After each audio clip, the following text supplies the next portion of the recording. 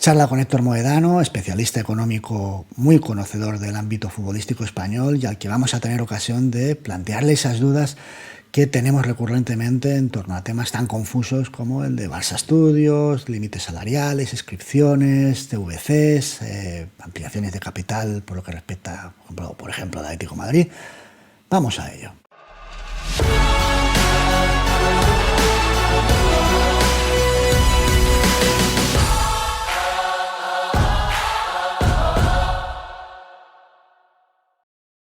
Hola a todos, hoy tenemos a Héctor Moedano con nosotros. Bienvenido, Héctor. Hola, muy buenos días y nada, gracias por la invitación como siempre. Así que bueno, con ganas, ¿no? de charlar de todo lo que ha pasado este verano y que seguro que hay un montón de dudas que resolver. Bueno, Héctor ya estuvo aquí con Tomás en otra ocasión, hoy lo volvemos a tener. Vuelvo a recordar, es el responsable de emisiones de deuda para España, Portugal y América Latina en la Bolsa de Viena. ¿Lo he dicho bien, Héctor? Sí, sí, perfecto, perfecto.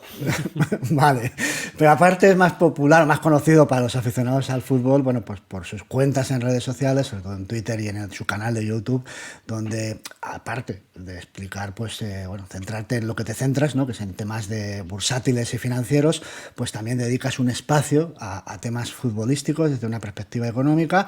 Yo voy a aclarar a la gente, ya que tenemos la fortuna de disponer de Héctor un ratito, vamos a centrarnos en dudas concretas que tenemos, porque los aspectos globales referidos a cualquier tema del fútbol los explica de maravilla en su canal. Ahí tenéis los vídeos que lo tendréis el canal en su descripción, o su cuenta de Twitter, que también la tendréis en la descripción. Ir allí, que tiene además unas infografías maravillosas, unas explicaciones muy didácticas y precisas. Pero vamos a ir a lo concreto, si te parece, Héctor. Perfecto, venga, vamos a por ello. Bueno, vamos a ver. Lo primero es, la medida que hemos podido lo hemos explicado en el canal, pero vamos a centrarnos mucho, no solamente, pero mucho en el Barça, porque es el protagonista del tema, sobre todo referido al fair play y algunos aspectos colaterales al mismo. El Barça tenía dos problemas, básicamente. Uno, estaba bloqueado y estaba excedido. ¿Lo puedes desarrollar un poquito? Eso es. Bueno, básicamente, y para que tener un poco de contexto, pese a que creo que todo el mundo, ¿no?, que sigue esta actualidad puede estar más o menos al tanto, el Fútbol Club Barcelona, pues en su momento hizo una venta por el 49% de Barça Studios y pues en aquel entonces se reconoce alrededor de unos 200 millones de euros que la Liga le concede como ampliación de su límite de coste de plantilla deportiva. En aquella temporada también pues ficha una serie de jugadores que luego le permiten pues ganar la Liga. Y bueno, pues básicamente se establece un calendario de pagos en las que pues esas cantidades se van a ir asumiendo por parte de una serie de inversores, ¿no? Eso es el resumen muy breve y muy sencillo.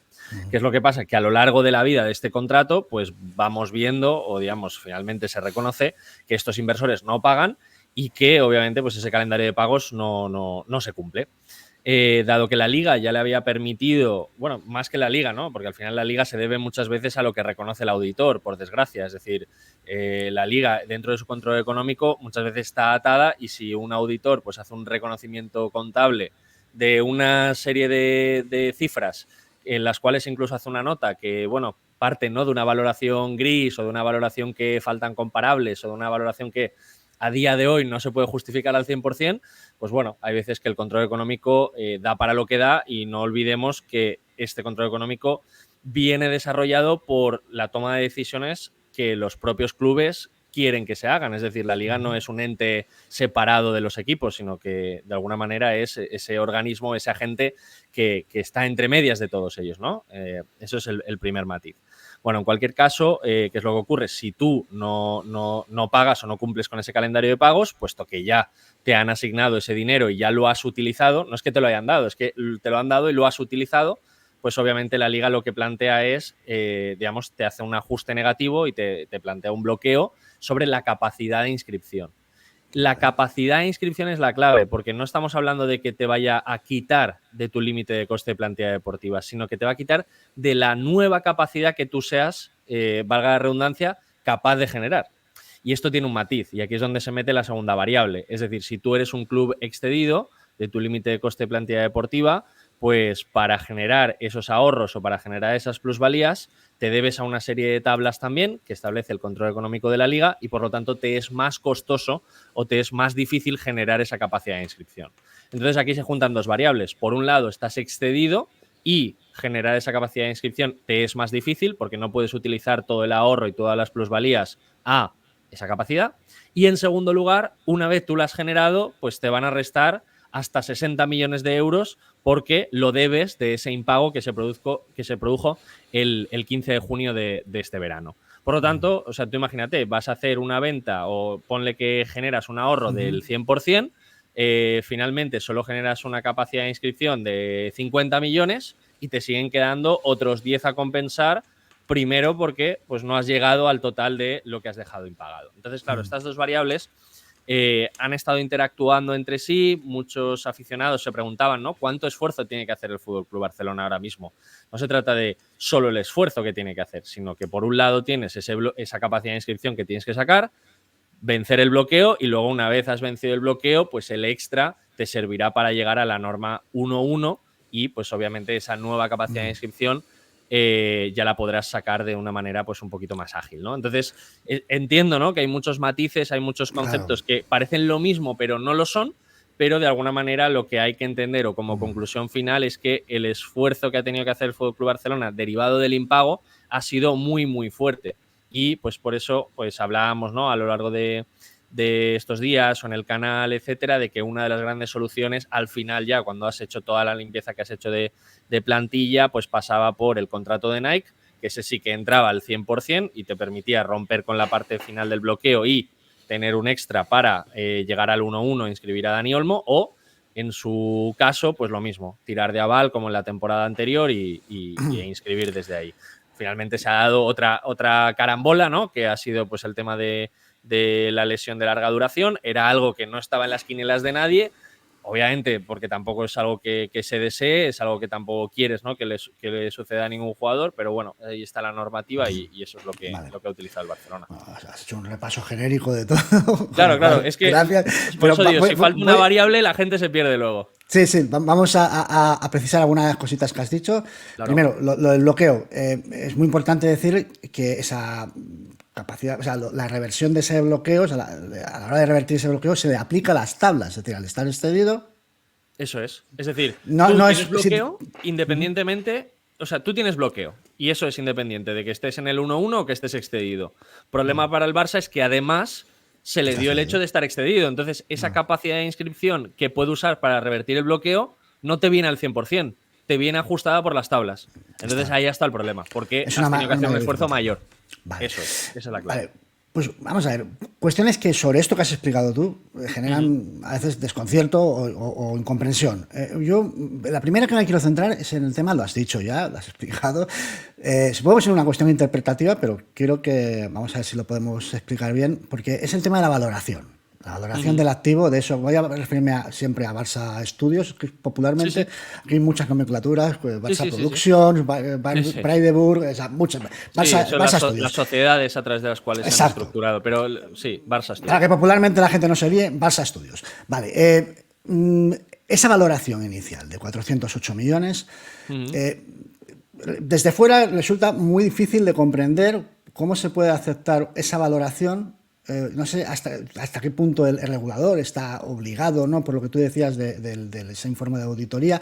Pero claro, cuando la diferencia entre el negocio que comprende, las partidas de negocio que comprenden ese activo, que son unos contenidos audiovisuales, criptoactivos, gaming, la línea de negocio actual, incluso las referencias que podemos tener en otros clubs, están muy, muy, muy alejadas de esos 408 millones. Entonces, ¿por qué se hace? O sea, ¿está obligado el regulador a aceptar ese informe de auditoría?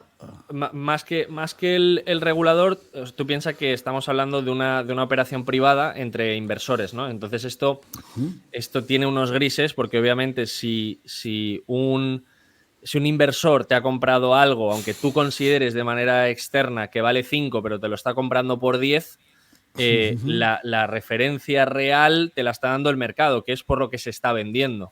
Esto suele ocurrir a veces con el tema de por cuánto nos pueden tasar una vivienda y por cuánto está el mercado finalmente y la vendemos. ¿Cuál es la referencia?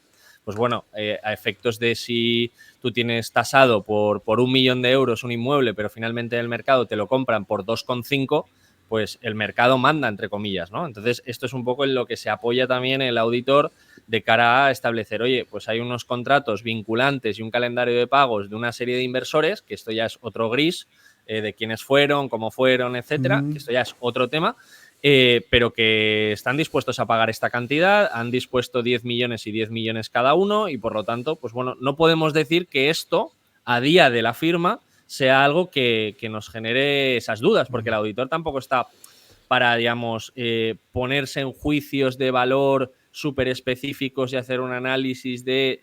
Es decir, puede hacer una referencia o puede añadir sus notas, pero no es un tasador al final, ¿no? Y ni tampoco el control económico de la Liga. Entonces, ¿qué es lo que hizo la Liga un poco en vista de toda esta situación? El Barcelona, por una parte, se anota un ingreso contable de la parte que vende, lo vendes por 200, te anotas 200, y donde vino un poco ese ajuste contable fue que hizo una puesta en equivalencia del restante. Por hacerlo sencillo es, si lo que he vendido, que es el 49%, vale 200, pues lo que tengo, que acaba de aflorar en mi balance, lo valoro al 51% haciendo una regla de 3, por hacerlo fácil. Entonces, claro, tú te anotas otros 208 millones. El Barcelona se los imputó dentro de la cuenta de pérdidas y ganancias, pero la Liga no se lo dio como aumento del límite de coste de plantilla deportiva porque no era una mejora. Los 200 que vende, sí, luego hizo el ajuste de las normativas para el tema de palancas, etcétera, pero en aquel momento solo le reconoció el 49 que realmente vendió. Vale. Ahora ocurre otro problema, que es, como bien dices, que es decir, si tú no has conseguido vender o ese dinero nunca ha llegado a entrar, tú tienes que ir haciendo ajustes contables a la baja para ajustar todo aquello que no te ha ido llegando. Es decir, si yo dije, oye, esto lo he vendido por 200, pero luego ha habido un impago de 40, esa parte proporcional de los 40 ya me la dejo como impagada o como incobrada. Por lo tanto, tiene que haber en estas cuentas un deterioro contable, primero, de los 40 que no han entrado, que son los de Libero, de estos 60 de este año, no, porque aún no ha pasado un año y a efectos contables, pues bueno, puedes renegociar, te pueden decir que te pagan luego, etcétera. No te los vas a anotar contablemente. Y luego tiene que haber un ajuste probablemente de la puesta en equivalencia, porque el valor total de Barça Studios ya no son los 408 millones, sino será otra cantidad. Entonces, bueno, esto es un poco la dinámica que tiene ahora mismo el Barcelona a nivel contable por los ajustes de todo lo que no ha ido llegando. Es verdad que desde el punto de vista del aficionado, pues puedes pensar, joder, es que le salvaron la papeleta en un momento muy puntual. Pero es que hay veces que la contabilidad pues tiene eso, ¿no? Pero esto ocurre incluso cuando vendes a un jugador, que a lo mejor el club te va a pagar en 5 años y tú te anotas un ingreso de 100 kilos este año y luego pues dentro de 4 te dice, oye, que es que el club ha quebrado. Pues tendrás que hacer un ajuste o tendrás que hacer otras cosas, pero tú hoy ya te has anotado 100, aunque te vayan a pagar dentro de 5. Es un poco lo que pasa que, claro, cuando estamos hablando de fútbol y estamos hablando de cosas que son así más sensibles, pues sí, claro, sí, no, está claro. Pero en la contabilidad mundana de cualquier empresa de a pie, pues es la realidad, es lo que ocurre. Lo que pasa es que aquí hay dos planos. Uno es el contable real, el que afecta a la economía real. Eso va por un lado, pero es que en el otro está el tema de la liga de efectos de fair play, de espacio salarial, de límite salarial, que no propiamente, o sea, que hay una correlación, evidentemente, pero no, son distintos, van por carriles diferentes. Entonces, claro, entiendo que hay una parte de interpretativa por parte de la Liga. Pongo un ejemplo. Cuando la Liga le llega un contrato como el de Joao Félix y le dicen, mira, un contrato, una ficha de 400.000, la Liga, ese documento, el documento lo tiene que aceptar, evidentemente, es el que es, hay un contrato firmado y pone 400.000 euros de ficha, pero la Liga, efectos de límite salarial, no lo acepta. Dice, no, yo esto, bueno, aquí pondrá esto, pero yo a efectos de límite salarial, el sentido común o bueno, yo creo que no se ha equilibrado y que no se ha equilibrado y pondero y digo, bueno, como más entiendo que no. Son normas de valoración que van a través de un comité externo. Es como, por ejemplo, si yo de repente pues hago un trueque mañana por un jugador del filial y otro jugador del filial con otro club y digo que pues yo vendo por 80 y compro por 80. Entonces lo que va a decir la liga es, bueno, está muy bien, tú te lo anotas contablemente como te dé la gana, pero a efectos de cómputo del límite de coste de plantilla deportiva, yo voy a hacer un análisis paralelo para valorar si eso que me dices que vale 80, vale 80. Y si no me creo que valga 80, pues te lo voy a ajustar. Entonces tú en tus cuentas te apañas como quieras, pero yo, dentro de lo que puedo controlar, que es el límite de coste de plantilla deportiva, no te lo voy a dar No. porque considero que el precio o, digamos, el valor a mercado a través de un análisis independiente o un análisis separado de lo que tú me estás planteando, pues debe de tener. Entonces, Pero bueno. ¿por qué hay esa valoración en el caso de, por ejemplo, el contrato de Joao Félix y otros contratos, que no es el único caso de Joao Sí, Félix, sí. ha ocurrido en muchos casos? La liga pondera, o sea, o corrige o matiza en sus Sí, cálculos. le da un valor, más ajustado a, pues, los criterios que considera para evitar, como digo, pues que cada club pues haga unas valoraciones o que haga, digamos, una contabilidad, pues cada uno por su cuenta. Entonces es un poco Y, por, establecer los marcos a partir de los cuales se puede hacer y no se puede hacer. y pregunto de la ignorancia, es decir, ¿por qué ese criterio de ponderación o de equilibrio no se ajusta también en temas como el de la valoración de ese activo? Incluso no digo Claro, ya inicialmente, sino incluso a posteriori. ¿Por qué no se va ajustando bueno, o esto, ponderando en la valoración de esto también? claro, aquí lo que pasa es que ya entramos en un activo que sale por fuera de todas las competencias de la liga, que viene a ser pues una empresa que es dependiente de un club a través de una sociedad y que decide vender a un inversor privado.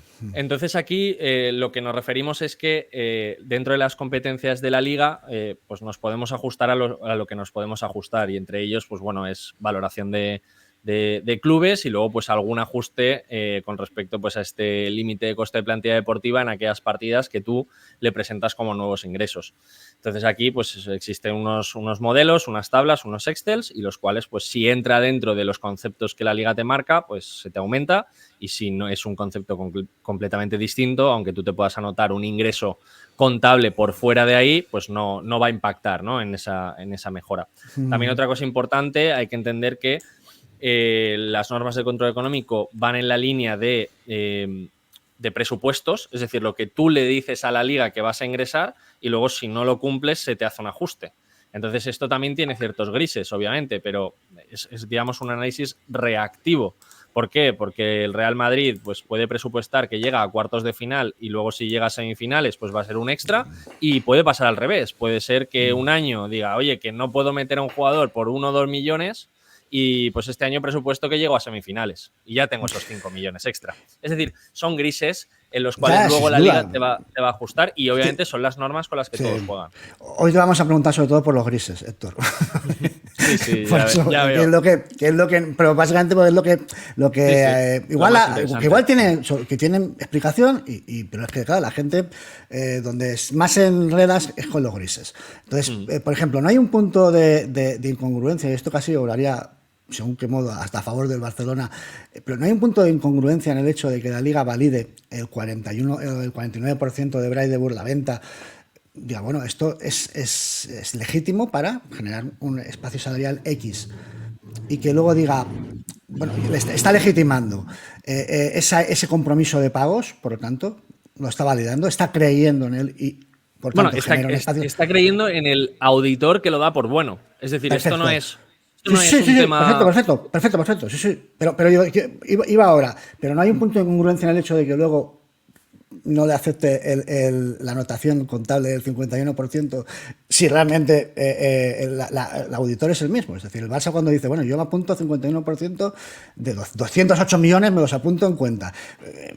¿Por Claro, qué pero para una aquí cosa sí entramos. que hay validez y para la otra cosa no hay validez? Bueno, Eso es lo que... básicamente porque el concepto del 49% sí que viene derivado de una enajenación, que es, digamos, la propia venta, y lo otro es una apuesta en equivalencia puramente, es decir, es un tema contable, no es transaccional, es decir, no tiene nada que ver con lo que tú vas a recibir. Entonces, ahí es donde tú puedes hacer un poco el matiz, pero como digo, son aspectos contables en los Ya. cuales tienes que poner algún límite. Y luego otra cosa interesante, tú piensas que tú haces unas normas de control económico establecidas para lo que sabes ahora, ¿no? O digamos para todo el histórico que tienes ahora. Pero si mañana de repente aparece algo completamente novedoso o aparecen cosas, ¿no? O vías de ingresos que son completamente distintas a las que había anteriormente, pues a lo mejor hay que cambiar esas normas de control económico. Este es el tema de que sea más reactivo y que tú vayas siempre previendo lo que viene. No es un tema de voy a ver por dónde les puedo pillar para que no lo puedan hacer, sino que obviamente tiene que haber cierta laxitud para que, bueno, pues haya desarrollo económico, lo que obviamente no se espera ni la liga ni ningún control económico es, digamos, pues ciertos impagos, cierta aparición de ciertos... Es decir, no entras en la valoración de si la empresa que entra a invertir es la que debe invertir o no. Tú no puedes ir ahora mismo a Aramark a decirle si es buena inversión o no es buena inversión. Es algo que tú te debes a las competencias que te debes. Como aficionados y como gente que nos gusta analizar y opinar y hablar de las cosas, pues nos puede parecer, ¿no? Mejor o peor, o pondremos un poco pues el grito en el cielo si hay cosas que vemos un poco tal, pero pensemos que el control económico, por suerte o por desgracia, llega hasta donde llega, que se debe mucho a la figura de los auditores, y si los auditores pues lo dan por bueno, pues tú hay veces que tienes que poner el sello y ya está, ¿no? Porque ya se presupone que el trabajo del auditor pues va a ser el que corresponde. Vale, pasa que, como has explicado, todo esto está supeditado a unos pagos que bueno, en varias ocasiones no se han cumplido.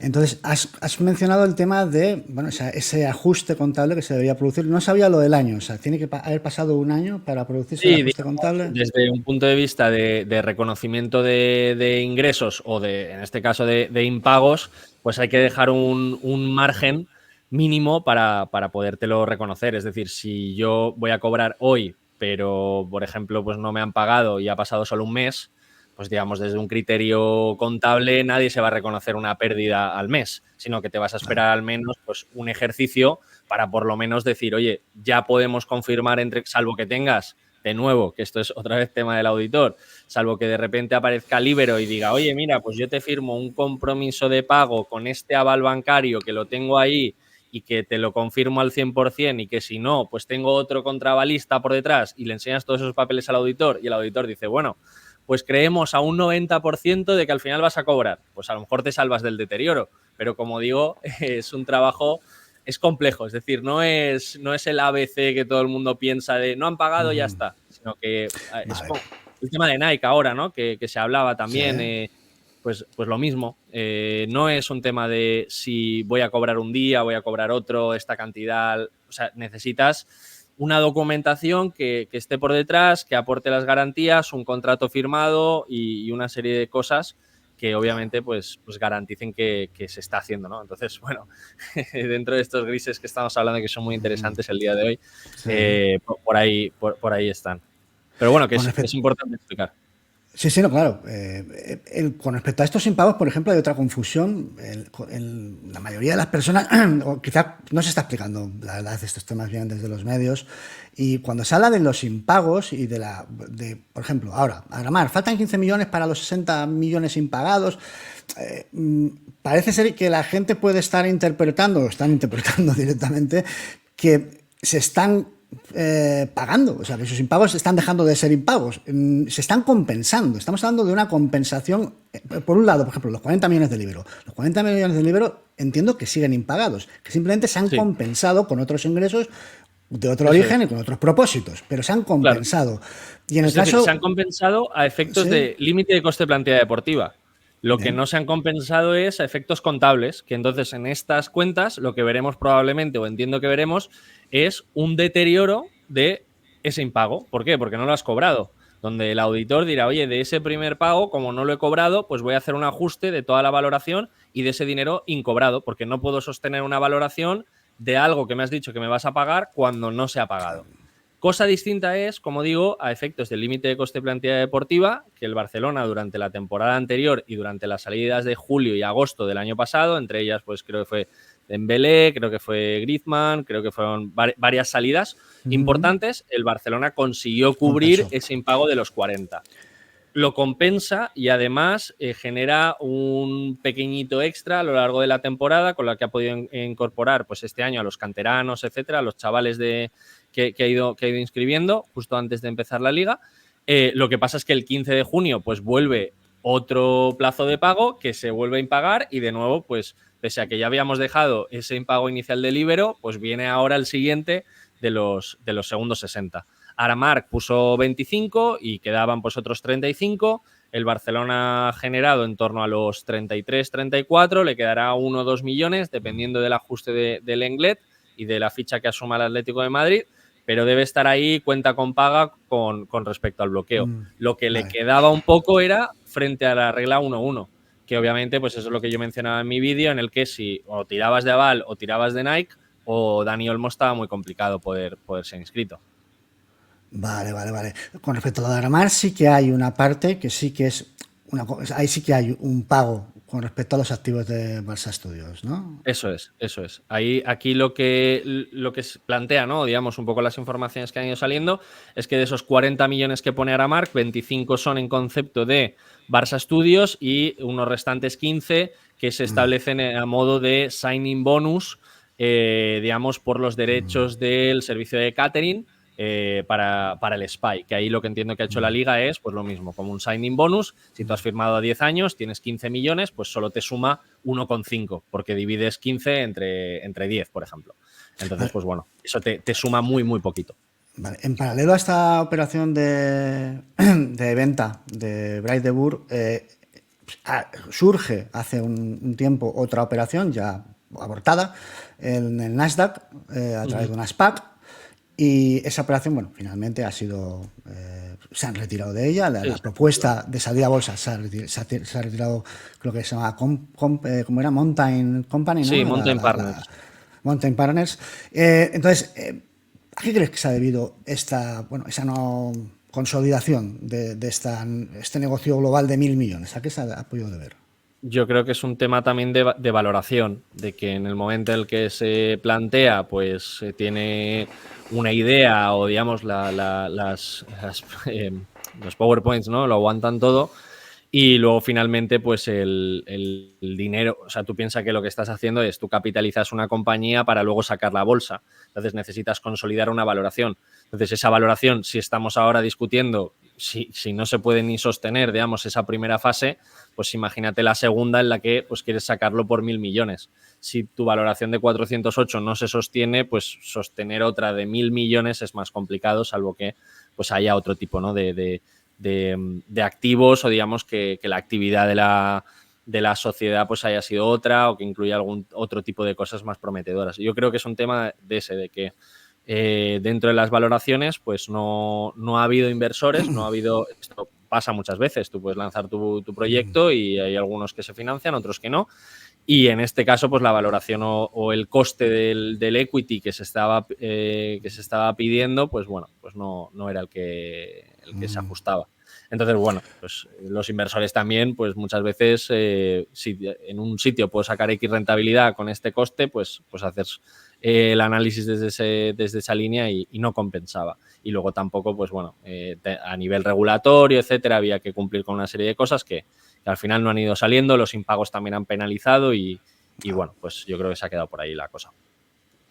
Había otra vía, que era la de los avales, y de hecho, bueno, ya la han utilizado 2 veces el Barcelona. El último fue un aval, creo, de 18 millones, suscrito por Laporta y Olivé.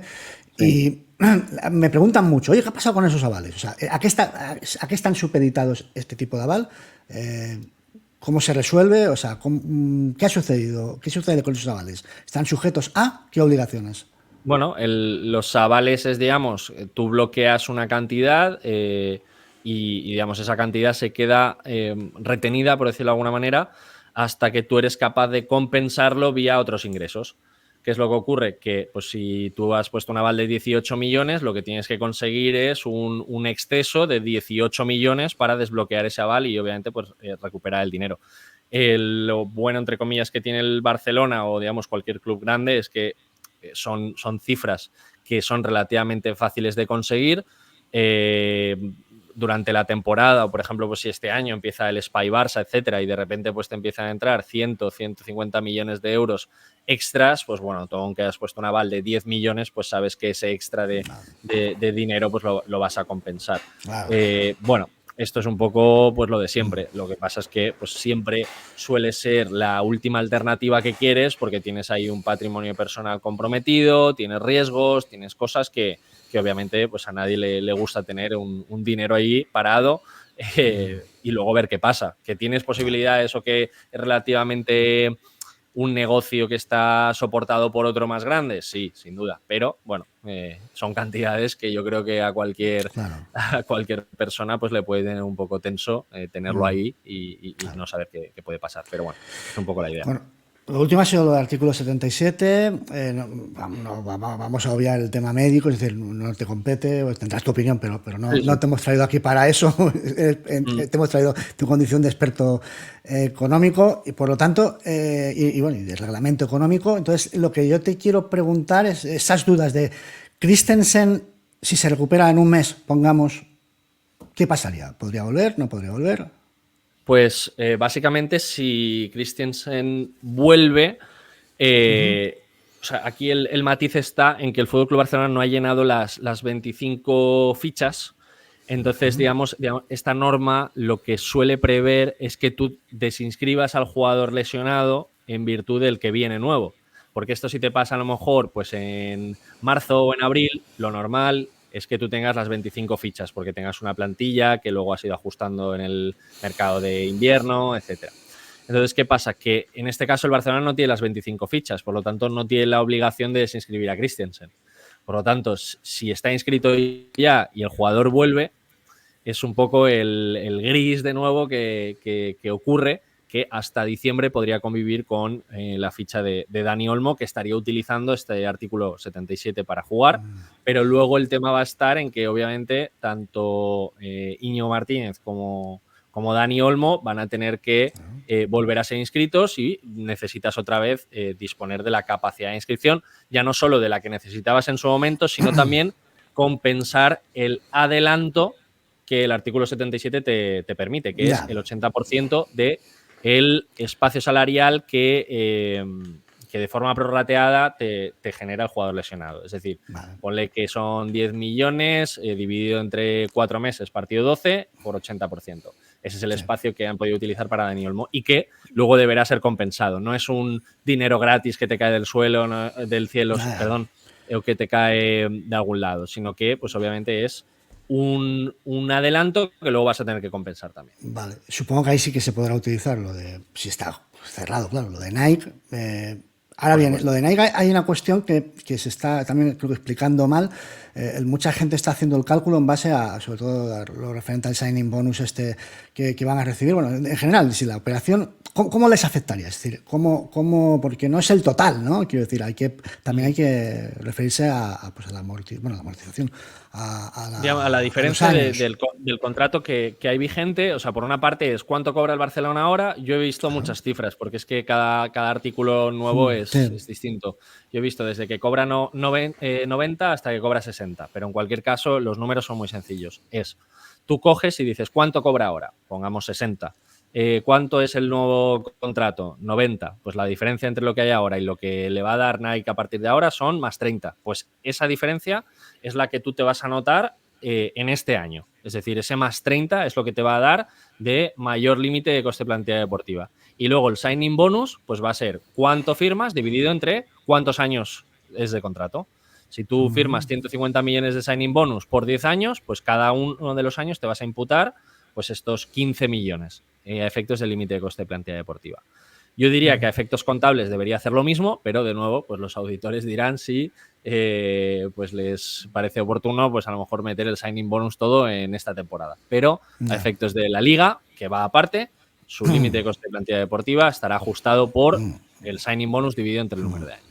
Al final, Héctor, voy a ser malo, pero al final la conclusión va a ser que el regulador es el auditor, realmente. Sí, claro, es que pero en algún lugar hay que poner el árbitro. El problema está en, obviamente, pues que los auditores los pagan las empresas para que les auditen a sí mismos, Claro. pero esto no es algo nuevo. Sí. Entonces, bueno, lo de siempre. Me salgo del Barça, entro al Atlético de Madrid. La gente también se ha preguntado, bueno, y esta gente ahora se gasta aquí 200 millones, ¿qué pasa?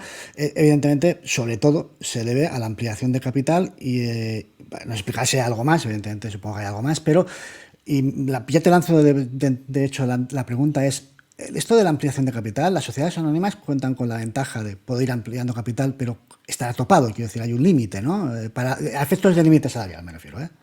Sí, bueno, obviamente es una ventaja competitiva que tienes, pero obviamente pues tienes la potencial dilución o que te pasen cosas como pues como al Valencia, que estamos un poco fastidiados y que tenemos pues un club cautivo, ¿no? Es decir, lo bueno y lo malo. Obviamente hay modelos híbridos que permiten tener pues una parte en manos de inversores institucionales, otras tal, es decir, hay fórmulas. Por ejemplo, pues si no recuerdo mal, Bayern Múnich, tenemos también pues algunos clubes portugueses, etcétera, ¿no? El tema de la propiedad es una cosa también particular e interesante. Pero en cualquier caso es una ventaja competitiva porque mientras encuentres inversores, pues tú puedes ir metiendo leña al fuego. Entonces, claro, esto ayuda porque si de repente haces una ampliación de capital de 70 millones de euros, pues tienes caja y tienes límite de coste de plantilla deportiva que te aumenta. Si no recuerdo mal, existen unos porcentajes, los cuales, dependiendo de los ratios que tú tengas de tu negocio ordinario, se te da más o menos dinero para poder utilizarlo en nuevos fichajes. Creo que el Atlético de Madrid pudo usar hasta el 90%, pero dividido en 2 temporadas. Es decir, que de los 70 millones se multiplica por 0,90 y se divide entre esta temporada y la siguiente. Entonces será un aumento del límite de coste de plantilla deportiva tanto esta temporada como la siguiente. Creo que eran, si no recuerdo mal, unos 30 y algo millones por temporada. Y el exceso, es decir, lo que no ha podido utilizar este año el Atlético de Madrid, creo que ha compensado unos 7 millones de euros de pérdidas COVID que tenía atrasadas de los últimos años y que también se prorratearon para no afectar al límite de coste de plantilla deportiva. Ese es un poco el análisis. Con las salidas, etcétera, pues los amplias. Vale. Hay un tema que llama mucho la atención y es con respecto a la entrada de capitales. Esa, bueno, no sé decir si bloqueo, pero esa limitación que hay en España por parte de la Liga. Me lo explicaba el director de deportes de Onda Cero Almería. Me decía, bueno, aquí vino el Jeco un día, se reunió con Tebas y me dijo que prácticamente después de Barça Madrid y Atlético de Madrid quería poner dinero pues, por presupuesto para poder poner por encima el Sevilla, decían. Era el presupuesto que querían. Le dijeron que no podían. ¿Tú sabes cuánto es el incremento que puede tener de patrimonial de vías, bueno, en sociedades anónimas? ¿Y qué te parece que se tope, bueno, desde el punto de Bueno, vista de inversión, de entrada de capitales al fútbol sí que español? recuerdo que había un máximo, sobre todo Sí. para evitar, digamos, pues situaciones en las que de repente pues un espaldarazo financiero de un inversor que viene de un sitio, ¿no? De, pues, no sé, de cualquier país con muchísimo dinero, pues pudiera generar un estrés digamos, a la situación actual o que, por ejemplo, pues pudiera romper el mercado o empezar a fichar a jugadores y llegar a una situación, sobre todo la Liga en este caso, creo que pone mucho la vista en la Premier League, que creo que la Premier League pues tiene una serie de carencias a efectos de fair play o de control económico que obviamente pues tienen los problemas que tienen. Vemos, por ejemplo, casos como el Chelsea, que tiene tropecientos jugadores, que tienen algunos equipos tienen patrocinadores de dudosa calidad, que vienen de países de los cuales pues sus mismos propietarios son dueños de esas empresas a través de otras terceras. Entonces yo creo que va un poco por ahí de hacer algo un poco más saludable. Es verdad que si no puedes utilizar todo el dinero del mundo, esto no es el Monopoly, pues obviamente pierdes competitividad. Claro, obviamente si tú tienes 1.000 millones para gastar cada año, pues vas a ser más competitivo que el que tiene 200, pero también por otra parte pues mantienes un poco esa esencia de que todo parta de un crecimiento más orgánico. Y aquí pues entraríamos ya en la tercera derivada, que es superligas y repartos de derechos de otras formas en las que, bueno, pues cada uno tiene su opinión. Yo pues en mi ¿Cuál es la caso... tuya? ¿Cuál es la tuya? A ver, yo creo que el tema del reparto de derechos pues es innegable que los equipos que más generan deben de recibir más. también es cierto que son equipos que no juegan solos. Es decir, yo entiendo que si tú eres un aficionado de un club grande, lo que quieres es, obviamente, justificar tu posición en la cual, obviamente, planteas, ¿no? que esa liga funciona gracias a ti. Pero también es verdad que no juegas solo y que obviamente pues en cualquier... Y creo que también es la esencia del fútbol, ¿no? El hecho de que haya pues equipos pequeños que puedan llegar pues lo que le pasó al Leicester o que lo que le pasó pues a muchos otros que han hecho temporadas muy buenas y que de forma orgánica han podido ir creciendo y han podido ir renutriéndose de lo que otros grandes pues también aportan. Pero bueno, es un tema complicado porque depende de dónde estés, lo vas a ver de una manera, como todo en la vida. Claro, claro. Pues No, cuando...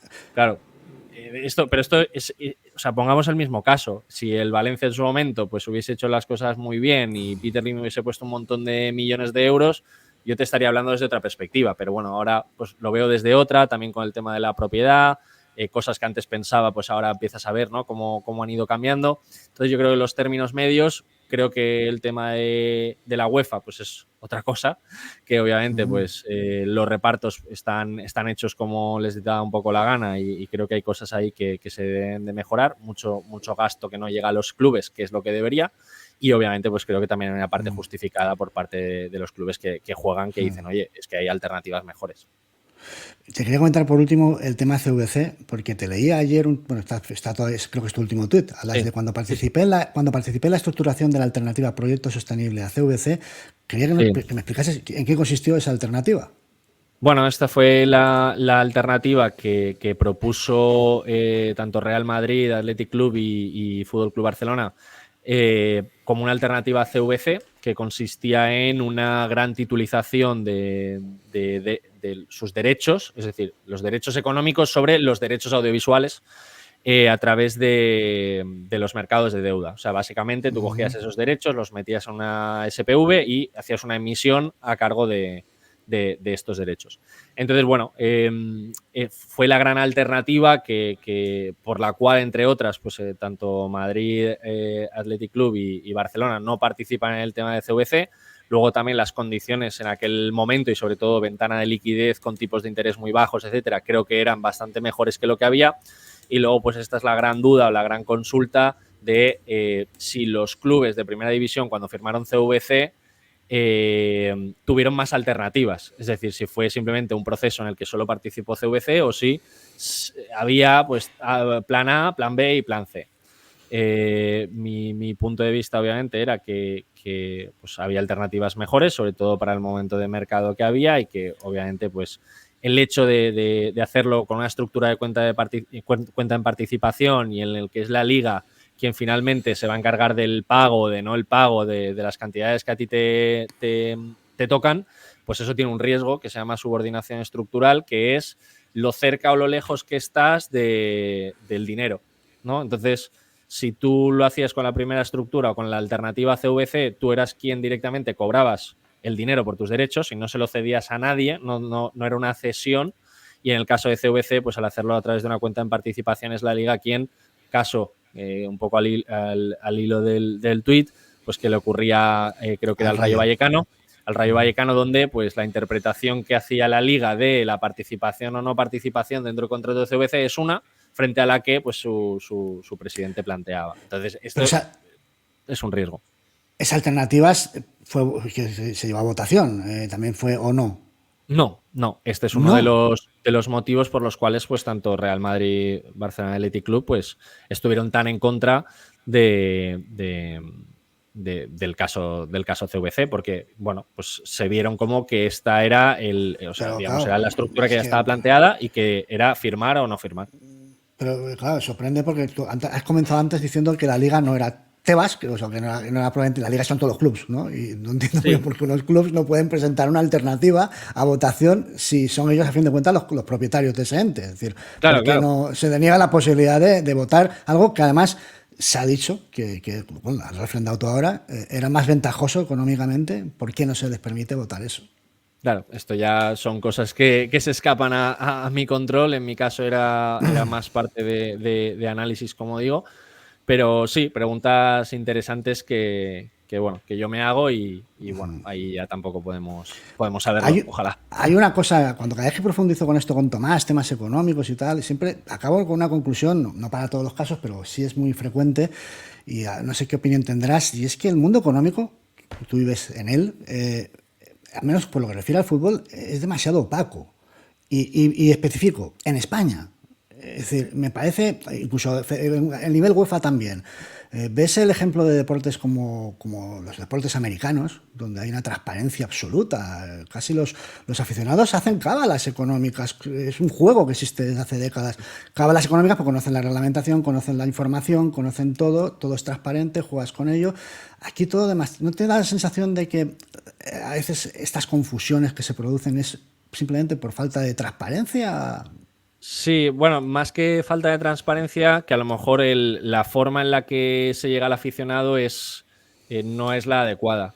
Y yo, pues obviamente, pues, digamos, pues con entrevistas como esta o, digamos, en colaboraciones, etcétera, pues lo que intentamos un poco es poner esa luz a veces, ¿no? de algunos temas que obviamente pues son complejos de entender.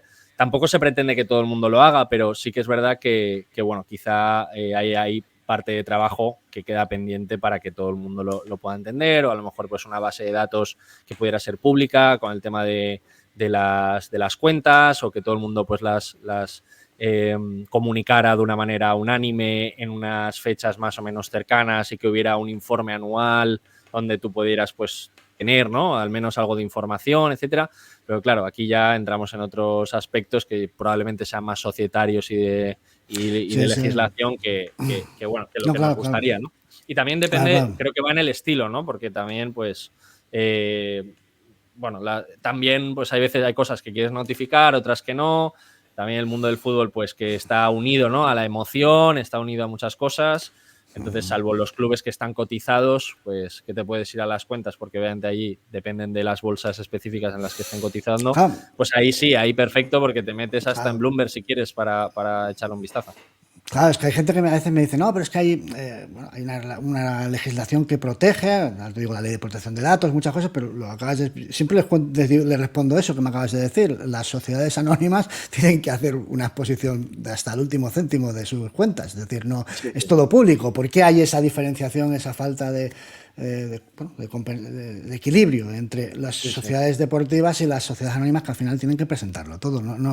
Creo que sería más sano y se evitarían muchas confusiones, precisamente porque es un mundo muy emocional y así se Sí, sí, evitarían, sí. Sí, simplemente. bueno, yo desde aquí también lo que he intentado muchas veces, y sobre todo pues en ciertas colaboraciones, pues eso, es intentar ayudar un poquito, que es de Por lo que se supuesto. trata. También me gusta estar en contacto con la liga en la medida que puedo, pues para algunas dudas que tengo, etcétera, y luego pues hacer, ¿no?, el trasvase de lo que es la información muy global o información muy técnica, pues explicarla a través de hilos o vídeos de YouTube. O sea que, bueno, la medida en la que contestan y se puede, y pues obviamente ayudar. Pues ha sido un placer, Héctor. Muchísimas gracias por haber resuelto estas dudas que teníamos y nada, pues que aquí eres bienvenido siempre. Muchísimas gracias por la invitación. Espero que a todo el mundo le haya gustado el vídeo, y nada, encantado de pasarme por aquí próximamente.